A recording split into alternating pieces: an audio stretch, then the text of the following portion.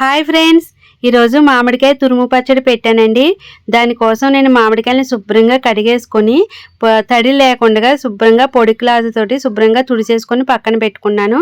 పైన తొక్కని మంచిగా నీట్గా చెక్కేసుకొని మామిడికాయలని తురిమేనండి. ఎంత బాగా వచ్చిందంటే తురుము చాలా బాగా వచ్చింది.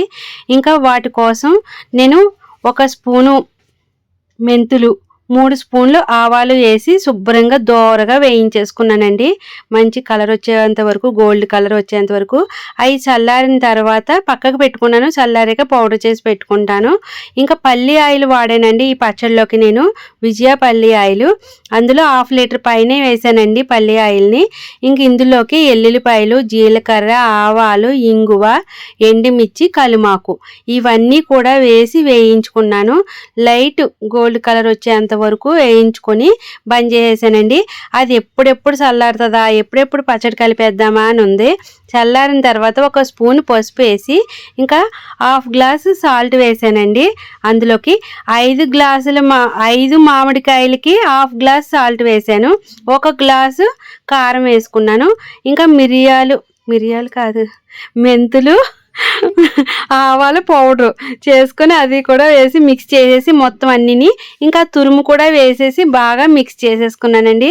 చాలా బాగా వచ్చింది పచ్చడి. అయితే అదిరిపోయిందండి. ఎంత బాగా కుదిరిందంటే ఇప్పుడు మాదిరి కూడా చెప్తుంది మీకు ఎంత టేస్ట్. అసలు నేను వేసిన కొలతలు, నేను మామిడికాయ తురుముని కొలుచుకోలేదు, ఏం చేయలేదు. ఆ కాయలు లెక్క ప్రకారంగా వేసాను. అన్ని కొలతలు కరెక్ట్గా సరిపోయినాయి. మంచిగా సూపర్గా కుదిరింది. ఇంకా డబ్బాలోకి అయితే తీసేసుకున్నానండి. టేస్ట్ కొంచెం రుచి చూస్తేనే అదిరిపోయింది అనమాట. ఇంకా మాదిరి ఏం చేసిందంటే ఇంకా అన్నం ఉంటేనే ఓవెన్లో పెట్టేసి వేడి చేసి తీసుకొచ్చింది అనమాట.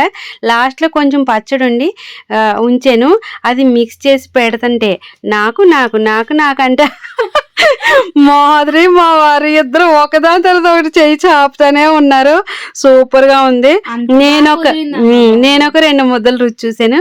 చాలా చాలా బాగా కుదిరిందండి. సాల్ట్, పులుపు అన్ని ఎంత పర్ఫెక్ట్ గా బాగా కుదిరింది. సూపర్ గా ఉందండి. చాలా చాలా బాగా కుదిరింది.